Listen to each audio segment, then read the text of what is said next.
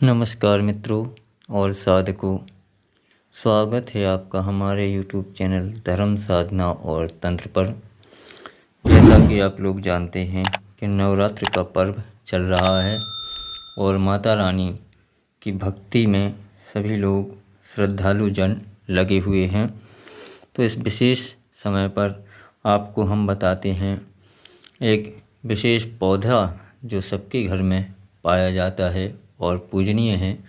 माँ तुलसी के विशेष लाभों के बारे में आज हम आपको बताते हैं।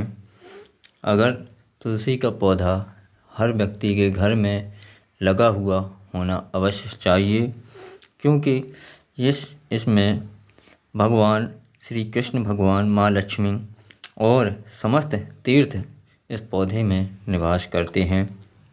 ऐसा वर्णन हमारे पुराणों और ग्रंथों में आया हुआ है।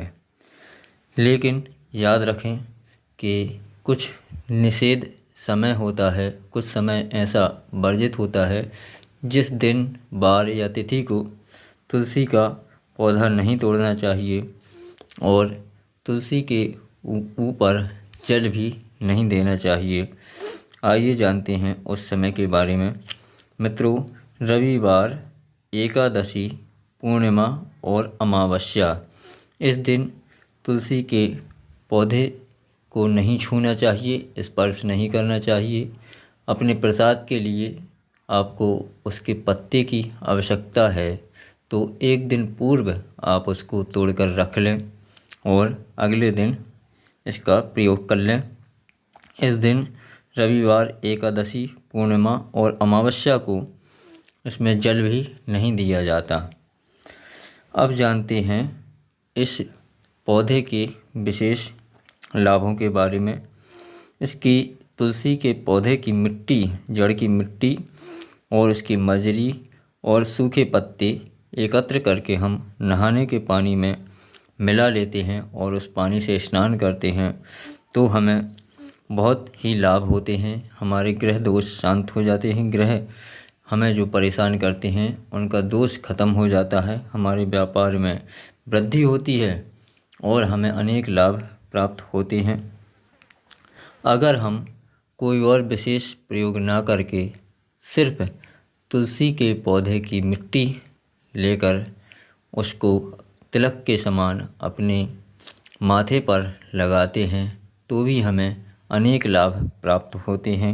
हमारी सम्मोहन और आकर्षण शक्ति में वृद्धि होती है और हमारी वाणी में चतुरता और विशेष प्रभाव दिखाई देता है। अब हम देखते हैं इसके अनेक अगले प्रयोगों के बारे में। तुलसी का पत्ता खाने से हमें अनेक प्रकार के फायदे होते हैं। जब मौसम परिवर्तित होता है तो सर्दी, जुखाम, अनेक प्रकार के सिर दर्द और मुंह की समस्याएं उत्पन्न होती हैं। लेकिन यदि हम प्रतिदिन तुलसी का 1-2 पत्ते खाते हैं प्रसाद के रूप में या औषधि के रूप में, तो हम इन समस्याओं से बच जाते हैं।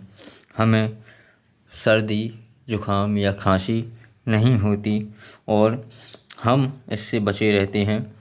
तुलसी की जड़ को यदि हम इस नवरात्र में नवमी के दिन विधि पूर्वक खोद कर और उसे ताबीज़ में, चांदी के ताबीज़ में धारण कर लेते हैं तो हमें अनेक लाभ इसके प्राप्त होते हैं।